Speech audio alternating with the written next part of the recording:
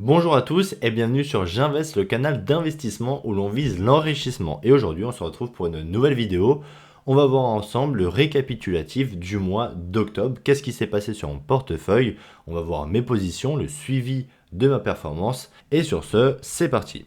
Alors, la valeur totale de mon portefeuille au 28 octobre 2024, très précisément, on est à 22 550 euros pour un total d'investi de 20 360 euros. Ce qui nous fait une performance absolue en numéraire d'un peu plus de 2190 euros et une performance absolue en pourcentage de 17,78%. Le CAGR est plutôt pas mauvais avec 8,13% contre 3% pour le livret A, on le sait. Alors pour ce qui est des dividendes, vous le savez, c'est pas forcément ma stratégie et ça se ressent bien évidemment dans le portefeuille parce que au total, depuis le début, j'ai touché 60,38 euros de dividendes, ce qui nous fait un ratio de 0,34%. C'est pas énorme, je vous l'accorde. Alors pour ce qui est de la répartition au niveau de mes trois comptes en bourse, donc j'ai 51% alloué sur mon PEA, je vais avoir 22% sur mon CTO Interactive Broker avec un peu moins de 5000 euros, 11 490 euros sur le PEA. Et pour clôturer, on est à 27% de répartition avec un peu plus de 6000 euros sur mon CTO de Bourse Direct. Alors pour continuer la répartition au niveau des types, on est à 54% en actions, 36% en fonds négociés en bourse, donc les ETF, et 10% en espèces. Pourquoi autant en espèces avec un peu plus de 2342 euros? Tout simplement parce que j'avais décidé de ne rien acheter, en tout cas pour le mois d'octobre. Pourquoi? Parce qu'en ce moment, on est cette semaine-là, donc la semaine du 28 au à peu près 3 ou 4 novembre de mémoire, on est en plein résultat du troisième trimestre 2024. Il y a tous les GAFAM qui vont sortir leurs chiffres, donc je pense qu'il va y avoir des opportunités à saisir. Et aussi la semaine prochaine, c'est les élections américaines. Donc forcément, je pense qu'en bourse, les choses vont changer, les choses vont bouger et de nouvelles opportunités pourraient émerger. Alors pour rentrer un peu plus dans le détail, donc le CTO Bourse Direct, on est à 5300 euros d'investis pour des gains d'un ton de 713 euros. Pour le PEA, on est à un peu moins de 1000 euros en gain d'un temps.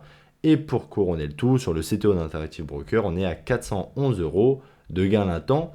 Ce qui nous fait vraiment une bonne performance, surtout pour les deux CTO, avec 13,9% et 13,33% de CAGR. Il n'y a que le PEA qui a la traîne, mais vous le savez, j'ai fait n'importe quoi sur mes titres européens. Je l'avais déjà expliqué dans la vidéo sur le précédent portefeuille. Alors pour entrer un peu plus dans le détail de mon portefeuille, donc les positions, alors je n'ai pas rajouté de nouvelles positions depuis le mois dernier, je les ai conservées, je ne les ai pas renforcées, mais on va quand même faire le récapitulatif de ce qui s'est passé ce mois-ci.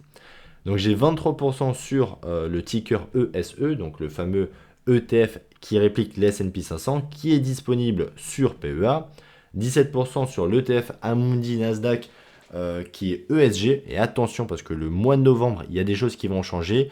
On a fait un épisode avec Hugo sur les ETF, et vous le savez, je ne supporte plus les ESG. Donc j'ai tout simplement décidé de prendre le taureau par les cornes et de revendre mon ETF Nasdaq pour l'allouer dans un nouvel ETF que je présenterai en vidéo pour vraiment tout vous expliquer parce qu'il change un peu de d'habitude.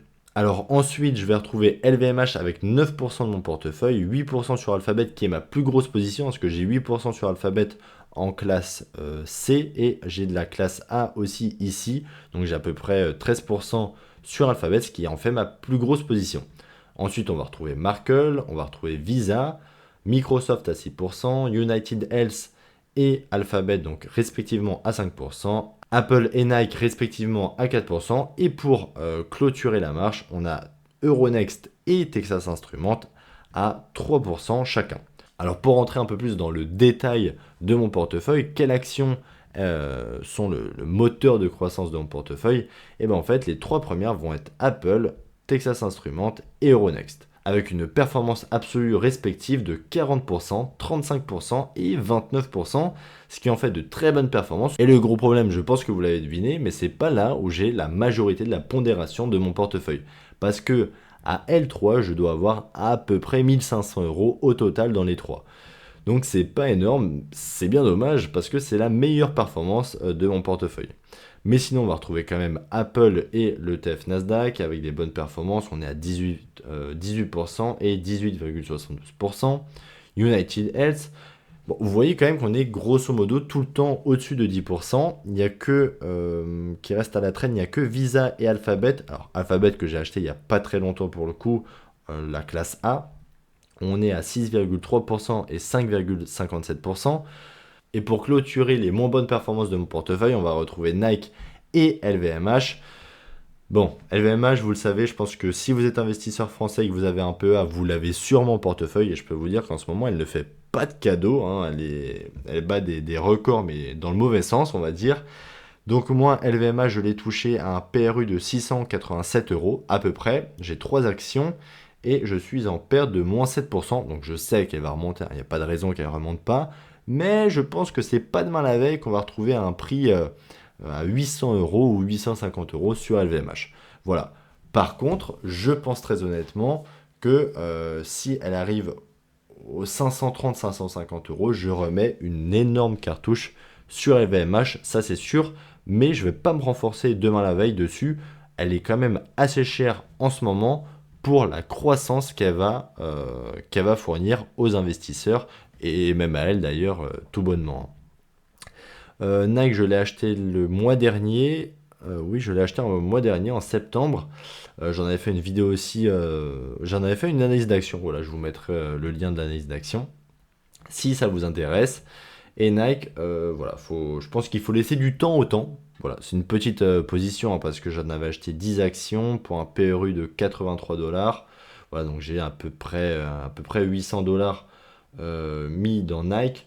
C'est pas une grosse position, mais bon, j'ai vraiment confiance en cette action. Je pense qu'il faut vraiment voilà, lui laisser le temps de retrouver la croissance. Le nouveau CEO qui est rentré au board, il a fait toutes ses classes là-bas, il connaît la société par cœur. Donc je pense vraiment que Nike peut retrouver de sa superbe, mais voilà, il faut lui laisser un peu le temps de reprendre conscience et connaissance, je pense.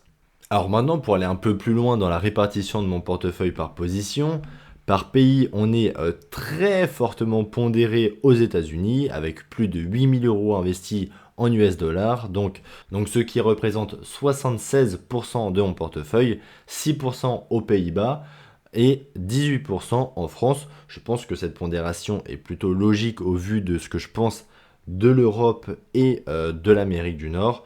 Vous le savez très bien, surtout si vous écoutez le podcast Le CAF Rentable que j'anime avec Hugo de la chaîne Nico Invest. Voilà, je vous encourage vraiment à vous abonner à sa chaîne, à notre chaîne en commun et puis à la mienne hein, si vous regardez la vidéo. N'hésitez pas si ce n'est pas déjà fait. Bref, une fois que ça s'est dit, on va regarder la répartition par secteur. Donc en finance, on a 32%.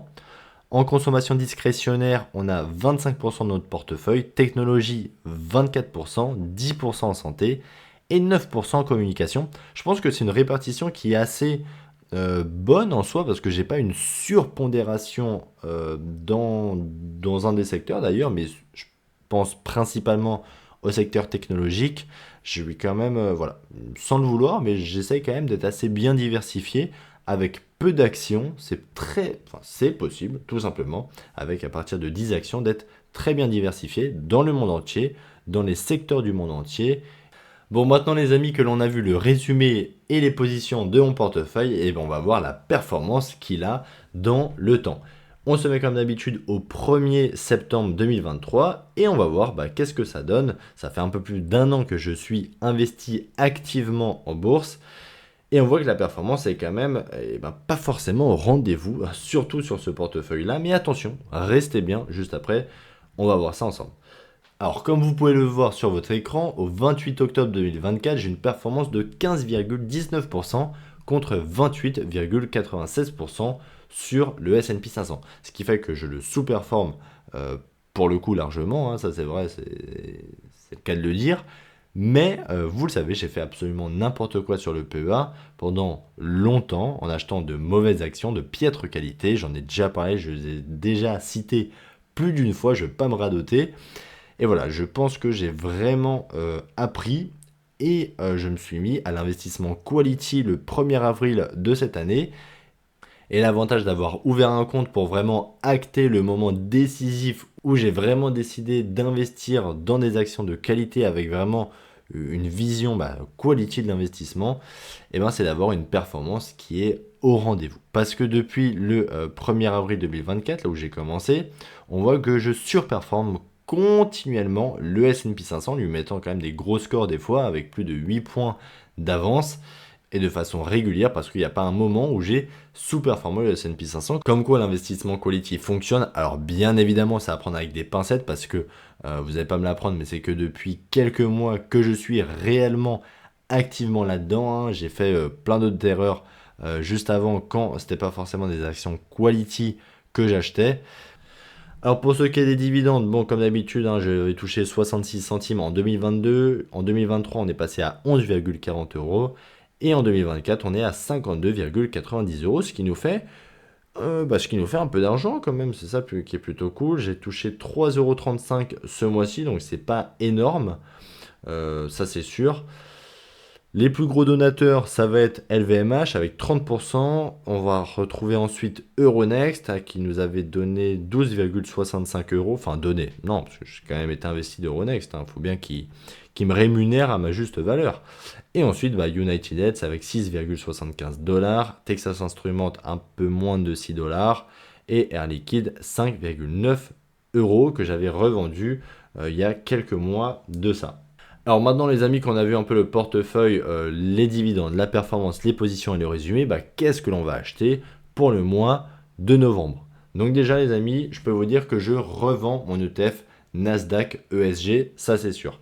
Et maintenant, alors on va pas se mettre sur le screener. D'ailleurs voilà, si vous voulez en profiter, il y a toujours l'abonnement, il y a toujours le code de promotion de réduction en description de moins 10% avec le code JINVEST10. Si vous voulez en profiter, que ce soit l'abonnement annuel ou mensuel, profitez-en. Donc nous, on va pas se mettre dans le screener, mais on va se mettre dans la watchlist et on va voir, on va faire un peu le débrief. Donc Alphabet, c'est quand même une grosse position de mon portefeuille que je ne compte pas renforcer de sitôt. Nike est encore intéressante à l'achat, ça c'est sûr. United Health peut être intéressante à l'achat par rapport à mes prévisions de croissance. Je pense qu'on est encore dans les clous, mais bon, je vais quand même attendre, parce que United Health peut vraiment être impacté par rapport à qui va passer au pouvoir. Si c'est Kamala Harris, je pense que United Health va se prendre des sacrées réglementations.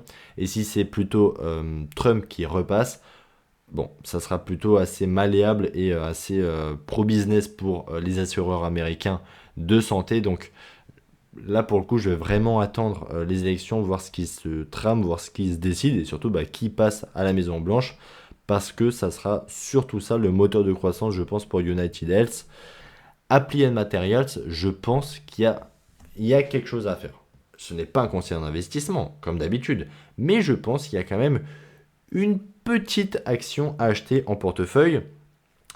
Hugo l'avait pitché dans son analyse d'action, qui était vraiment très intéressante. Et honnêtement, je pense qu'elle est vraiment très intéressante à l'achat. En tout cas, à analyser, ça c'est sûr. Donc je vais l'analyser également, parce qu'on voit que même quantitativement, elle est quand même très bonne, hein. Même le cours de son action, c'est un CAGR de 26% sur 5 ans face à 13,89% face au S&P 500. Donc elle est vraiment sur une bonne trajectoire. Les ratios de rentabilité pour l'actionnaire sont vraiment très bons, sont même en augmentation dans le temps.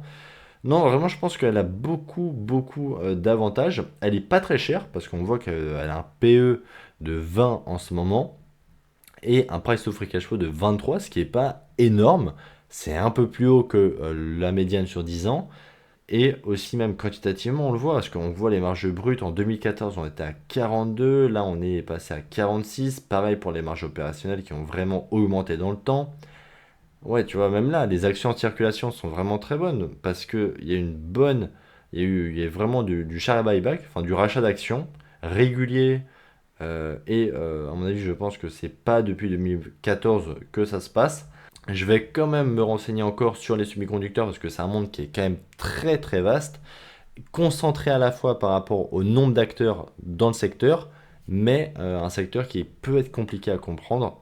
Bon voilà les amis, en tout cas j'espère que la vidéo vous a plu. On a fait vraiment un petit récapitulatif assez rapide de mon portefeuille, donc un peu le résumé de ce qui s'est passé, des positions, de la performance, des dividendes et de ce que je pourrais, de ce que je compte acheter pour le mois de novembre.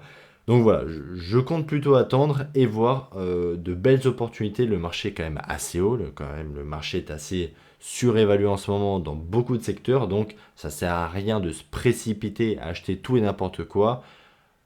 La performance se fait au moment de l'achat. Bon, je sais, c'est moi qui vous le dis, même si j'ai acheté des entreprises beaucoup trop chères ou même des actions de merde, mais au moins, voilà, vous le savez, vous pouvez pas dire que Jean ne vous l'a pas dit. Bref, sur ce, n'hésitez pas à liker la vidéo, n'hésitez pas à me dire ce que vous en avez pensé, et sur ce, je vous dis à très bientôt pour une nouvelle vidéo. Ciao!